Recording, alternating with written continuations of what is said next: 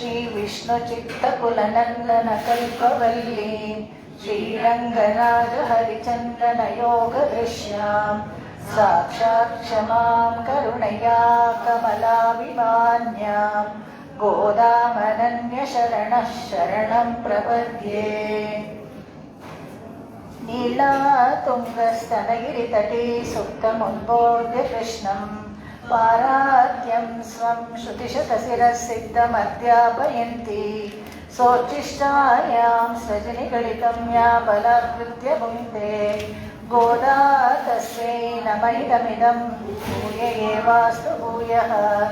அன்னவையில் புதுவை ஆண்டாளனங்கற்கு பந்த திருப்பாவை பல்பதியம் மென்னிசையால் பாடி கொடுத்தாள் நல்பாமாலை.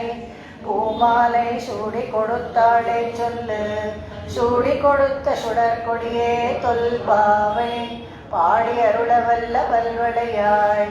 நாடினே வேங்கடவர்க்கென்னை விதி என்னவின் மாற்றம் நாங்கடவா வண்ணமே நல்க.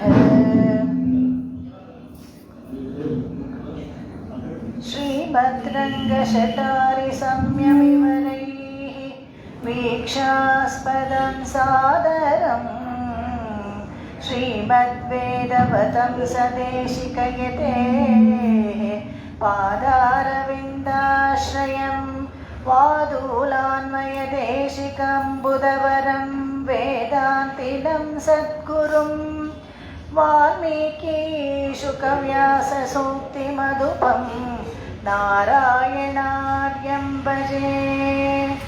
வாதூலவம்சதிலகம் குணசம்விதாட்யம் ஸ்ரீரங்ககாயிஜமுனேः பாதானுசக்தம் வேதாந்ததேசிகயதீந்திரகிருபாபிஷிக்தம் நாராயணார்ய குருவர்யமஹம் சமீடே. ஸ்ரீராமானுஜ யோகீந்திர வேதாந்தார்ய உபாஸ்ரயம் ஸ்ரீரங்கேஷ பாதவினதம் வரதார்யமஹம் பஜே. ஸ்ரீலக்ஷ்மீ நೃಸಿಂಹ ದಿವ್ಯ ಪಾದುಕಾ ಸೇವಕ ವರದಾರ್ಯ ಮಹಾದೇಶಿಕಾಯ ನಮಃ. ಎಲ್ಲ ಆತ್ಮಬಂಧುಗಳಲ್ಲಿ ನಮಸ್ಕಾರ. ತಿರುಪ್ಪಾವೈ ಮಹೋತ್ಸವದ ಇವತ್ತಿಗೆ ಇಲ್ಲಿನೇ 3ನೇ ದಿವಸಕ್ಕೆ ಕಾಲಿಡ್ತಾ ಇದ್ದೀವಿ. ನಿನ್ನೆ ವೈಯತ್ತು ವಾಯುವೀರಹಳ್ ಪಾಶ್ರ, ಇವತ್ತು ಓಂಗಿ ಉಲಹಳಂದ ಪಾಶ್ರ. ಇವತ್ತಿನ ದಿನದ ಪಾಶ್ರವನ್ನು ಹೇಳಿಬಿಟ್ಟು ವೈಯತ್ತು ವಾಯುವೀರಹಳ್ ಅದರದ್ದು ಅರ್ಥ ನೋಡೋಣ. ஓங்கி உலகளந்த உத்தமன் பேர் பாடி நாங்கள் நம் பாவைக்கு சாத்தி நீராடினாள்.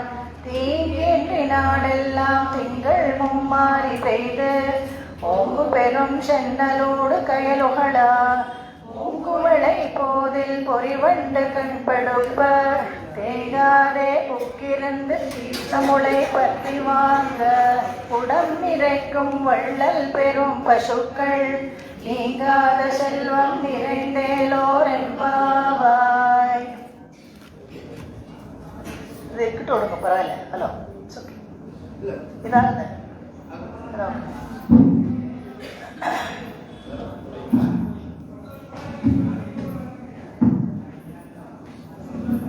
ನೆನ್ನೆ ಪಾಶ್ರದ ಅಂತ ಕೇಳ್ಕೊಣ. வையத்து வாய்வீர்கள் நாமும் நம் பாவைக்கு செய்யும் கிரிசைகள் கேளீரோ.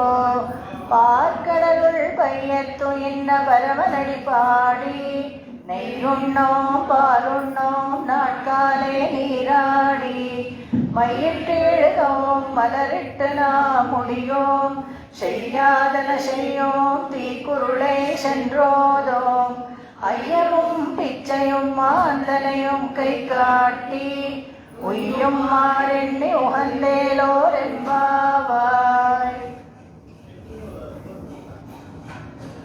2ನೇ ಪಾಶರದಲ್ಲಿ ನಿನ್ನೆ ಎಲ್ಲ ನಾವು ನೋಡಿದ್ವಿ. ಮಾರ್ಗಳಿ ತಿಂಗಳ ಪಾಶರದಲ್ಲಿ ಪರವಾಸುದೇವನನ್ನು ಕೊಂಡಾಡ್ತೀವಿ ನಾವೆಲ್ಲನೂ.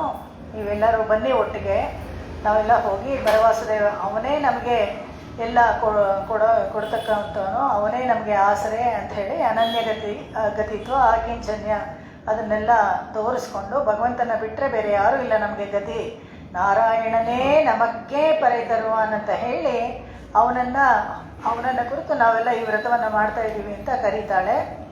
ನಾನು ಈಗಾಗಲೇ ಹೇಳಿದೆ, ಮೊದಲು 5 ಪಾಶುರಗಳಲ್ಲಿ ಪರ ವಿಭವ, ಪರ ವ್ಯೂಹ, ವಿಭವ, ಅರ್ಚ, ಅಂತರ್ಯಾಮಿ ಅಂತ 5 ಥರ ದೇವರುಗಳನ್ನು ಪರಿಚಯ ಮಾಡಿಕೊಡ್ತಾಳೆ.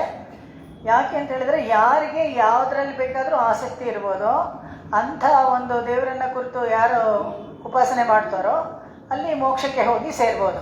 ಕೆಲವರಿಗೆ ಪರವಾಸ ದೇವನನ್ನು ಕುರಿತು ಉಪಾಸನೆ ಮಾಡೋಕ್ಕೆ ಇಷ್ಟ ಇರ್ಬೋದು, ಕೆಲವರು ವ್ಯೂಹದಲ್ಲಿರೋ ಭಗವಂತನನ್ನು ಕುರಿತು ಉಪಾಸನೆ ಮಾಡ್ಬೋದು, ಇನ್ನು ಕೆಲವರು ಅರ್ಚಾಮೂರ್ತಿ ಸೌಲಭ್ಯವಾಗಿ ಸಿಗ್ತಾನೆ ಯಾವಾಗಲೂ, ಅವನನ್ನು ಕುರಿತು ಮಾಡ್ಬೋದು.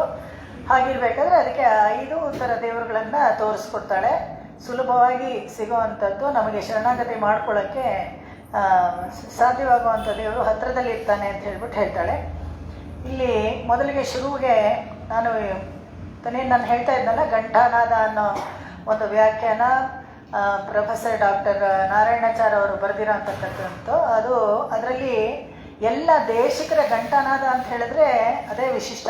ಏನಪ್ಪ ಅಂದರೆ, ವೇದಾಂತ ದೇಶಿಕರ ಸೂಕ್ತಿಗಳಲ್ಲಿ ಬರುವಂಥ ಪದ್ಯಗಳೇ ಆಗಲಿ, ಶ್ಲೋಕಗಳೇ ಆಗಲಿ, ಅಥವಾ ಅವರು ಬರೆದಿರೋ ಗ್ರಂಥಗಳಿಂದ ವಾಕ್ಯಗಳೇ ಆಗಲಿ, ವರಿಗಳು ಅಂತ ಹೇಳ್ತಾರೆ ತಮಿಳಲ್ಲಿ, ವಾಕ್ಯಗಳನ್ನು ಹೇಳಿಬಿಟ್ಟು ಎಲ್ಲಿ ಸಮ್ಮತವಾಗಿದೆಯೋ ಅದನ್ನು ತೋರಿಸ್ಕೊಡ್ತಾರೆ. ನಾವು ಹೆಚ್ಚಾಗಿ ರಹಸ್ಯ ರತ್ನಾವಳಿ ಚುಳುಕ ಮತ್ತು ಈ ರಹಸ್ಯ ತ್ರೈಸಾರ ಗ್ರಂಥ, ಈ 3 ಗ್ರಂಥಗಳಿಂದ ಹೆಚ್ಚಾಗಿ ತಗೊಂಡಿದ್ದಾರೆ ಇವರೆಲ್ಲನೂ ನಮ್ಗೆ ಹೇಳ್ಕೊಡೋಕ್ಕೆ.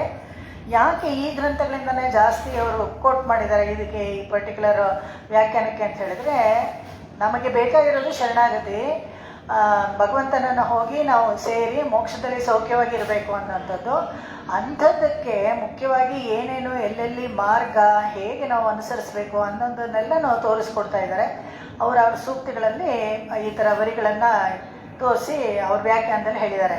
ಅಧಿಜಗಮಿಷುರಾದ್ಯಂ ಧಾಮ ದಿವ್ಯಂ ತ್ರಿಧಾಮ್ನಃ ಶ್ರುತ ವಿವಿಧ ಪರೀಕ್ಷಾ ಶೋಭಿತೆ ಕ್ವಾಪಿ ಪಾತ್ರೆ ಅನಗಗುಣದಶಾಯಾಮಾಹಿತ ಸ್ನೇಹ ಮಾರ್ಯಃ ಪ್ರದಿಶತಿ ನಿರಪಾಯಂ ಸಂಪ್ರದಾಯ ಪ್ರದೀಪಂ. ಇದು ರಹಸ್ಯ ತ್ರೈಸಾರದಲ್ಲಿ 30ನೇ ಅಧಿಕಾರದಲ್ಲಿ ಮೊದಲನೇ ಶ್ಲೋಕ ಇದು. ಅದರಲ್ಲಿ ಎಲ್ಲದಕ್ಕೂ ಅಧಿಕಾರ ಅಂತ ಹೇಳ್ತಾರೆ. ರಹಸ್ಯ ತ್ರೈಸಾರದಲ್ಲಿ 32 ಅಧಿಕಾರ. ತುಂಬ ಸೊಗಸಾದ ಗ್ರಂಥ. ಹೇಗೆ ಅಂತ ಹೇಳಿದ್ರೆ, ಎಲ್ಲ ವರ್ಗದವ್ರಿಗೂ, ಎಲ್ಲ ವರ್ಣಾಶ್ರಮದವರು ಆ ಗ್ರಂಥವನ್ನು ಅವಲೋಕನೆ ಮಾಡ್ಬೋದು. ಯಾಕಂತ ಹೇಳಿದ್ರೆ, ಯಾವ ಒಂದು ವೇದವಾಕ್ಯಗಳನ್ನು ಅದರಲ್ಲಿ ಏನೂ ತೆಗೊಳ್ಳಿಲ್ಲ ಅವರೆಲ್ಲನೂ. ಎಲ್ಲ ಪುರಾಣ, ರಾಮಾಯಣ ಅದರಿಂದ ಮತ್ತು ಪ್ರಬಂಧದಿಂದ ತಗೊಂಡಿದ್ದಾರೆ. ಎಲ್ಲರೂ ಸ್ತ್ರೀಗಳಾದಿಯಾಗಿ ಎಲ್ಲ ವರ್ಣದವರು ಅದನ್ನು ಅವಲೋಕನೆ ಮಾಡ್ಬೋದು. ಅಂಥ ಒಂದು ಗ್ರಂಥ ರಹಸ್ಯ ತ್ರಯಸಾರ ಅನ್ನೋದು. ನಿನ್ನೆ ದಿವಸನೇ ನಾನು ಹೇಳಿದೆ, ಏನು ಈ ರಹಸ್ಯ ತ್ರಯ ಅಂತ ಹೇಳಿದ್ರೆ, ಅಷ್ಟಾಕ್ಷರಿ, ಚರ್ಮಶ್ಲೋಕ ಮತ್ತು ದ್ವೈಮಂತ್ರ, ಈ 3 ಕುರಿತು ಹೇಳ್ತಕ್ಕಂಥದ್ದು. ಪಂಚಸಂಸ್ಕಾರದಲ್ಲಿ ಮುಖ್ಯವಾದ ಒಂದು ಅಂಗ ಇದು. ಪಂಚಸಂಸ್ಕಾರ ಆದಮೇಲೆ ನಾವು ಆಚಾರ್ಯ ಮುಖೇನ ಇದನ್ನೆಲ್ಲ ಪಡ್ಕೊಳ್ತೀವಿ, ಮಂತ್ರಗಳನ್ನೆಲ್ಲ. ಈ ಮಂತ್ರ ನಮಗೆ ಸಿಕ್ಕಿದ ಮೇಲೆ ಇಹಲೋಕದಲ್ಲೇ ಸರಿ, ಪರಲೋಕದಲ್ಲೂ ಸರಿ, ಎಲ್ಲದಕ್ಕೂ ನಮಗೆ ಒಳ್ಳೆ ಮಾರ್ಗವಾಗಿ ನಮಗೆ ಹಿತವನ್ನು ಮಾಡುವಂಥ ಮಂತ್ರಗಳು ಅವೆಲ್ಲನೂ. ಅದಕ್ಕೆ ಒಂದೊಂದು ಅಧಿಕಾರದಲ್ಲೂ ಅಷ್ಟಾಕ್ಷರಿ ಒಂದು ಅಧಿಕಾರದಲ್ಲಿ, ದ್ವಯಮಂತ್ರಾಧಿಕಾರ ಅಂತಲೇ ಅದೇ ಹೆಸರಲ್ಲಿ ಇಟ್ಕೊಂಡು ಬಂದಿದೆ. ಆ ಥರ ಇದರಲ್ಲಿ ಭಗವಂತನ ಧಾಮ್ನಗಳನ್ನು ಕುರಿತು ಹೇಳ್ತಾರೆ. ಧಾಮ್ನ ಅಂತ ಹೇಳಿದ್ರೆ, ಇಲ್ಲೇ ಅವನು ದಿವ್ಯಂ ತ್ರಿಧಾಮ್ನ ಅಂತ ಹೇಳ್ತಾರೆ. ಭಗವಂತ ಯಾರು ಅಂತ ಹೇಳಿದ್ರೆ, ಎಲ್ಲಿ ಇರ್ತಾನೆ? 3 ಧಾಮ್ನ ಅಂತ ಹೇಳಿದ್ರೆ ಅವನಿರೋವಂಥ ಜಾಗ, ಮನೇನೋ ಏನೋ ಆ ಜಾಗ ಅಂತ ಹೇಳ್ಕೊಳಿಬೇಕಾದ್ರೆ, ಅವನು ಸರ್ವವ್ಯಾಪಿ ಎಲ್ಲ ಕಡೆ ಇದ್ದಾನೆ ಅಂತ ಆದ್ರೂ ಅದು ಹೇಳಕ್ಕೆ ಅವ್ರು ಹೇಳಿದ್ರೆ ತ್ರಿಧಾಮ್ನ ಅಂತ ಹೇಳ್ತಾರೆ. ಒಂದು ಶ್ರೀವೈಕುಂಠದಲ್ಲಿರ್ತಾನೆ, ಇನ್ನೊಂದು ವ್ಯೂಹದಲ್ಲಿರ್ತಾನೆ, ಮತ್ತೊಂದು ಸೂರ್ಯಮಂಡಲದಲ್ಲಿ ಇರ್ತಾನೆ. ಅವನು ತ್ರಿಧಾಮ್ನ ಅಂತ. ಈ ಸೂರ್ಯಮಂಡಲದಲ್ಲಿ ಅದಕ್ಕೆ ಯಾವಾಗಲೂ ಬೆಳಗ್ಗೆ ಎದ್ದು ಮೊದಲು ಸೂರ್ಯ ನಮಸ್ಕಾರ ಮಾಡಿದ್ರೆ ಏಕೆ ಒಳ್ಳೇದು ಅಂತ ಹೇಳಿದ್ರೆ, ದೇವ್ರನ್ನ ನೋಡ್ಬೋದಲ್ಲ. ಪ್ರತ್ಯಕ್ಷವಾಗಿ ನೀವು ದೇವರನ್ನು ನೋಡಬೇಕು ಅಂತಿದ್ರೆ ಸೂರ್ಯನಿಗೆ ನಮಸ್ಕಾರ ಹಾಕಬೇಕು. ಅದಕ್ಕೆ ಸೂರ್ಯದಲ್ಲಿ ಅಂತರ್ಯಾಮಿಯಾಗಿ ಭಗವಂತ ಅಲ್ಲೇ ಇರ್ತಾನೆ. ಸೂರ್ಯನಾರಾಯಣ ಅಂತಲೇ ಹೆಸರು ಅವನಿಗೆ. ಸೂರ್ಯನಾರಾಯಣ ಮಂಡಲದಲ್ಲಿ ಇರ್ತಾನೆ, ತ್ರಿಧಾಮ್ನ.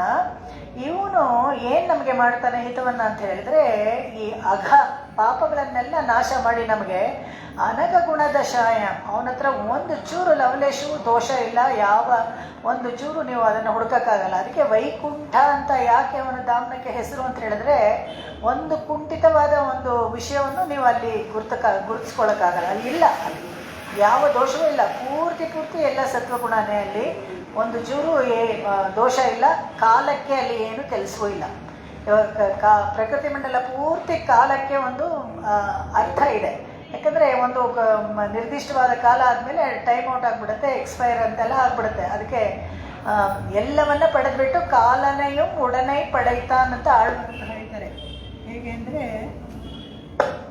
ಕಾಲನೆಯು ಉಡನೆ ಪಡೆಯುತ್ತಾನಂತ ಆಳ್ವಾರ್ಗಳು ಯಾಕೆ ಹೇಳ್ತಾರೆ ಅಂತ ಹೇಳಿದ್ರೆ, ಎಲ್ಲವನ್ನೂ ಸೃಷ್ಟಿ ಮಾಡಿಬಿಟ್ಟು ಅವರಷ್ಟಕ್ಕೆ ಅವರನ್ನು ಬಿಟ್ಬಿಟ್ರೆ ಆಮೇಲೆ ಯಾರನ್ನು ಹಿಡಿಯೋಕ್ಕಾಗಲ್ಲ. ಅದಕ್ಕೆ ಯಮಧರ್ಮರಾಯಣನ್ನ ಟೈಮ್ ಕೀಪರ್ ಥರ ಮಾಡ್ತಾರೆ. ಪ್ರತಿಯೊಂದಕ್ಕೂ ಇವಾಗ ಸ್ವಿಮ್ಮಿಂಗ್ ಪೂಲಲ್ಲಿ ಎಲ್ಲನೂ ಟೈಮ್ ಕೀಪರ್ ಇರ್ತಾರಲ್ಲ, ಅಷ್ಟು ಟೈಮ್ ಆದಮೇಲೆ ಅವರೊಂದು ಪಿ ಹೊಡ್ಬಿಡ್ತಾರೆ, ಹೋಗಬೇಕು. ಅದೇ ಥರ ಯಮಧರ್ಮರಾಯ ಈ ಥರ ಕಾಲವನ್ನು ನಿರ್ದಿಷ್ಟವಾದ ಕಾಲವನ್ನು ನೋಡ್ಕೊಳ್ತಾನೆ. ನೋಡ್ಕೊಳ್ಬೇಕಾದ್ರೆ ಬರೀ ಆಯುಷ್ಯ ಅಂತಲ್ಲ, ಈ ಋತುಗಳೆಲ್ಲ ಕಾಲ ಯಾವಾಗ, ಕಲ್ಪಗಳೆಲ್ಲ ಯಾವಾಗ ಮುಗಿಯುತ್ತೆ, ಯುಗಗಳೆಲ್ಲ ಯಾವಾಗ ಮುಗಿಯುತ್ತೆ, ಪ್ರತಿಯೊಂದಕ್ಕೂ ಒಂದು ಕಾಲ, ಒಂದೊಂದು ನಿರ್ದಿಷ್ಟವಾದ ಕಾಲ, ಅದನ್ನೆಲ್ಲ ಅವನು ನೋಡ್ಕೊಳ್ಳುವಂಥದ್ದು. ಪ್ರತಿಷ್ಠಿತ ನಿರಪಾಯಂ ಸಂಪ್ರದಾಯ ಪ್ರದೀಪ ಅಂತ.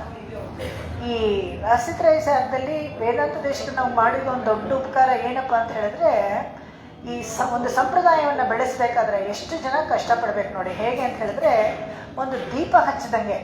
ದೀಪ ಹಚ್ಚೋದು ಅಂತ ಹೇಳಿದ್ರೆ ಹೇಗೆ, ಅವಾಗ ಸುಮ್ಮನೆ ಹಚ್ಚಿದ ದೀಪನೇ ಸುಮ್ಮನೆ ಹಚ್ತಾ ಇದ್ರೆ ಬೇಗ ಅದು ಆರೋಗ್ಬಿಡುತ್ತೆ. ಏನು ಮಾಡಬೇಕು ಅವಾಗ, ದೀಪ ಬತ್ತಿ ಎಲ್ಲ ಸರಿ ಮಾಡಿ ಅದನ್ನು ಕರೆಕ್ಟ ಎಲ್ಲ ಕಟ್ಕೊಂಡಿರ್ತಲ್ಲ ಅದೆಲ್ಲ ತೆಗೆದುಬಿಟ್ಟು ಎಲ್ಲ ಮಾಡಬೇಕು. ಆ ದೋಷಗಳನ್ನೆಲ್ಲ ತೆಗೆದು ಹೇಗೆ ದೀಪವನ್ನು ಹಚ್ಚಿದಾಗ ಪ್ರದೀಪ ಜ್ಯೋತಿ ಚೆನ್ನಾಗಿ ಉರಿಯುತ್ತೋ, ಅದೇ ಥರ ಈ ಮಾಡಿಕೊಟ್ರು ಯಾವಾಗ. ಹೇಗೆ ಅಂದರೆ ಶಾಸ್ತ್ರಗಳನ್ನೆಲ್ಲ, ಕಷ್ಟವಾದ ಶಾಸ್ತ್ರಗಳನ್ನೆಲ್ಲ ನಮಗೆ ಚೆನ್ನಾಗಿ ಅರ್ಥ ಆಗೋ ಥರ ಬರೆದುಕೊಟ್ಟು ಹಾಗೆ ಮಾಡೋದು. ಇವಾಗ ಈ ಆಂಡಾಳಿಗೆ ಪ್ರಸ್ತುತವಾಗಿ ಕರೀತಾ ಇದ್ದಾಳಲ್ಲ, ಇಲ್ಲಿ ಏನಂತ ಕರೀತಾಳೆ ಅಂತ ಹೇಳಿದ್ರೆ, ವೈಯತ್ವಾಯ್ ವೀರ್ಹಾಳ್ ಅಂತ ಕರೀತಾಳೆ. ಎಷ್ಟು ಸುಂದರವಾಗಿ ಇದೆ ನೋಡಿ. ಇವಾಗ ತಾನೇ ನಾನು ಹೇಳಿದೆ, ಕಾಲವನ್ನು ಪಡೆದಿದ್ದಾನೆ ಭಗವಂತ, ಟೈಮ್ ಆದ್ಮೇಲೆ ಹೋಗ್ಬಿಡ್ಬೇಕು ಅಂತ. ಇವಳು ಆಂಡಾಳ್ ಕರೆಯೋದು ವೈಯತ್ ವಾಳ್ ವೀರ್ಹಾಳ್ ಅಂತ ಕರೀತಾಳೆ. ಭೂಮಿನಲ್ಲಿ ಹೋಗ್ಬಿಡೋರೆಲ್ಲ, ನೀವೆಲ್ಲ ಸತ್ತೋಗ್ಬಿಡೋರೆಲ್ಲ ಬನ್ನಿ ಅಂತ ಕರೀಲಿಲ್ಲ. ಹಾಗೆ ಎಲ್ಲರೂ ಒಂದು ದಿವಸ ಸತ್ತೋಗ್ಬಿಡ್ತೀವಿ. ಆದರೆ ಹೇಳಬೇಕಾದ್ರೆ ಪಾಸಿಟಿವ್ ಆಗಿ ಸಕಾರಾತ್ಮಕವಾದ ಭಾಷೆಯನ್ನು ಉಪಯೋಗಿಸ್ತಾಳೆ. ವಾಳ್ ವೀರ್ಹಾಳ್ ಅಂತ ಪ್ಲೂರಲ್ ಕೂಡ ಉಪಯೋಗಿಸ್ತಾಳೆ, ಬಹುವಚನ. ಯಾಕೆ ಅಂತ ಹೇಳಿದ್ರೆ, ಒಬ್ಬರಲ್ಲ, ಎಲ್ಲರೂ ಅಷ್ಟೇ, ಎಲ್ಲರೂ ಉಜ್ಜೀವನ ಆಗ್ಬೋದು. ಮನಸ್ಸು ಮಾಡಿದ್ರೆ ಪ್ರತಿಯೊಬ್ಬರು ಉಜ್ಜೀವನ ಆಗ್ಬೋದು. ಅದಕ್ಕೆ ವೈಯತ್ವಾಳ್ ವೀರ್ಹಾಳ್ ಅಂತ ಹೇಳಿ, ಯಾರ್ಯಾರು ಇಲ್ಲಿ ಇದ್ದೀರೋ, ಈ ವೈಯಂ ಅಂತ ಹೇಳಿದ್ರೆ ಬರೀ ಭೂಮಿ ಮಾತ್ರ ಅಂತಲ್ಲ, ಪ್ರಕೃತಿ ಮಂಡಲ ಪೂರ್ತಿ ಬೇಕಾದ್ರೆ ನಾವು ತಗೊಳ್ಬೋದು. ಇಡೀ ಪ್ರಕೃತಿ ಮಂಡಲ ಎಷ್ಟು ಅಂದರೆ, ಈ ಒಂದು ಅಂಡಕಟಾಹ ಅಲ್ಲ, ನೆನ್ನೆ ಕೂಡ ನಾನು ಹೇಳಿದೆ, ಅನಂತ ಕೋಟಿ ಬ್ರಹ್ಮಾಂಡ ಎಲ್ಲ ಅದು ವೈಯಂ ಅಂತ ಆಗ್ಬೋದು. ಡಿಕ್ಷನರಿ ಮೀನಿಂಗ್ ಅಂತ ನೋಡಿದ್ರೆ ವೈಯಂ ಅಂದರೆ ಒಂದು ರಥ ಅಂತ ಆಗುತ್ತೆ.